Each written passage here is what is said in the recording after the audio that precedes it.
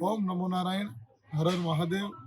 હું જગતગુરુ દુર્ગાચાર્ય પીઠાધીશ્વર મહેન્દ્રાનંદગીરીજી મહારાજ શ્રી પંચદશનામ જૂના અખાડ.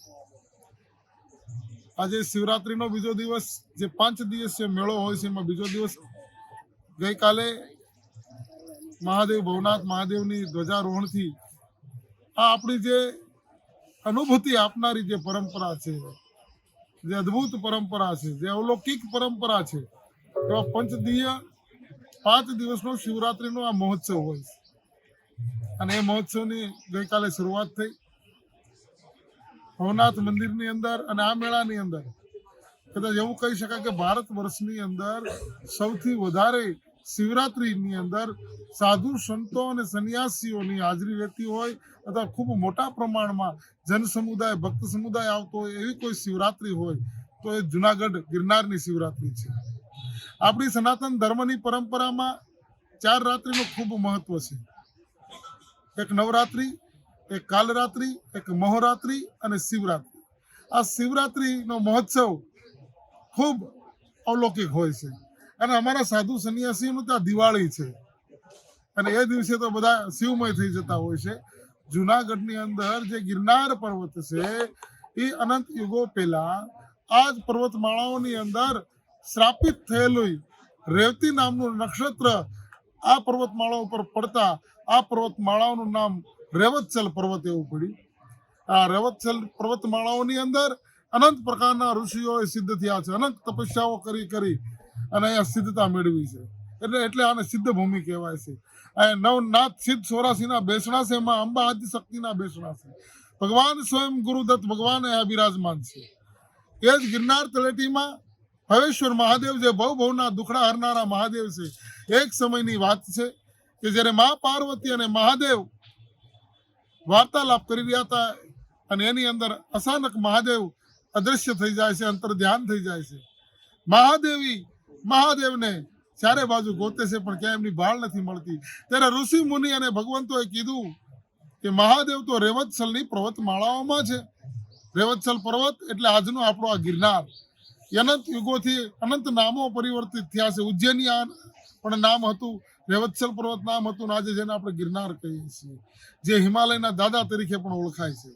તો મા ભગવતીને કોઈ કીધું, મા ભગવતી પાર્વતી અહીંયા આવી અને મહાદેવનો આરાધ કરે છે. એ સમયે તમામ દેવી દેવતાઓને સહિત મા પાર્વતીને દર્શન દેવા માટે ભગવાન મહાદેવ આ પર્વતમાળાથી એક મુગ શર્મ ફેંકે છે.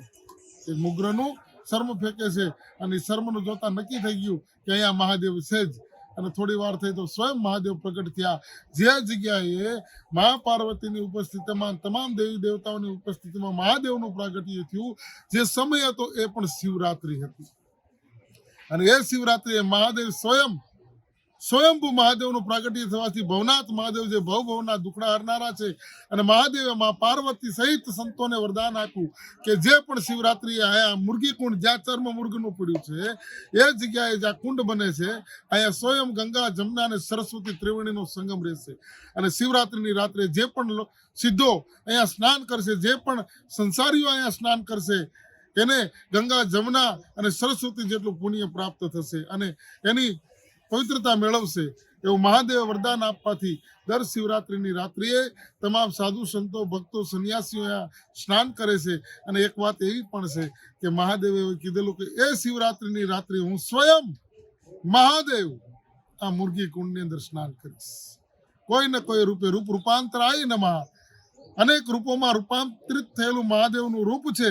એટલે કયા અનંત સંન્યાસીઓના વેશની અંદર, નાગા સાધુના વેશમાં એ મહાદેવ આવીને પણ અહીંયા સ્નાન કરે છે. જે નવનાથ સિદ્ધ 84 આ ગિરનારની પર્વતમાળાઓમાં અનંત યુગોથી તપસ્યાઓ કરી રહ્યા છે, જે આ બ્રહ્માંડનું સંચાલન કરવામાં મદદ કરી રહ્યા છે, એવા મહાપુરુષો પણ, એવા મહાન ઋષિઓ પણ એવું કહેવાય છે કે સાધુ સંતોની જ્યારે રવાડી નીકળે છે એ સમયે એની સાથે જોડાય છે, અને જોડાઈને એ સ્નાન કરે છે, અને સ્નાન કરી અને અંતર ધ્યાન થઈ જાય છે. આજે પણ હજારોની સંખ્યામાં જ્યારે ઋષિ સાધુ સંન્યાસીઓ સ્નાન કરતા હોય અને એ સ્નાન થતું હોય, ત્યારે ઘણા બધા સાધુ સંન્યાસીઓ સ્વયંભૂ અદ્રશ્ય થઈ જતા હોય છે. એટલે આવી અલૌકિક ઇતિહાસ આ મહાદેવનો રહેલો છે. અને શિવરાત્રીનું મહાત્મ જુનાગઢ માટે તો અલૌકિક છે. આપણી સનાતન ધર્મની જે પરંપરા છે, તો શિવને માનનારો એવો કોઈ પણ સનાતની ન હોય કે જે શિવરાત્રીમાં ભવનાથ મહાદેવને યાદ ન કરે, શિવરાત્રીના મેળામાં ન આવે, એવું ક્યારેય ના બને.